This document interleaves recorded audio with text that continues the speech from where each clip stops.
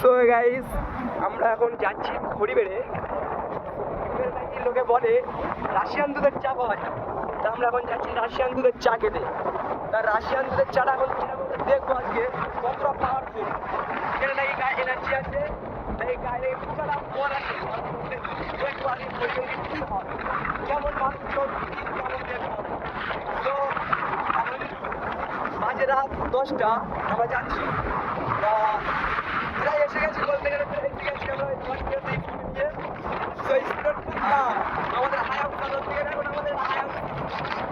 তো পরিবারের কিছুটা খুব ভালো লাগছে আমাদের, অনুভূতি করছি আমরা।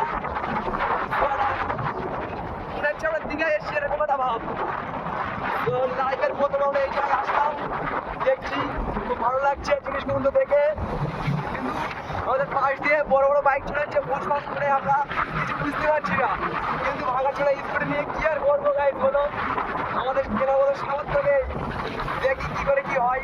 এখন যাচ্ছি আমরা ঘুরে ঘুরে এখন একটা লোক দেখতে পাচ্ছি না, শুধু গাড়ি যাচ্ছে, বড় বড় গাড়ি ভাস ভাস করে চলে যাচ্ছে পাশ দিয়ে। আমরা দেখছি ওই দেখো নাকি ছেলে চলে যাচ্ছে। বাবা ওকে চলছে ভাই, ওকে ওকে একদম পুরো ওকে চলছে ভাই, ওকে ওকে ওকে।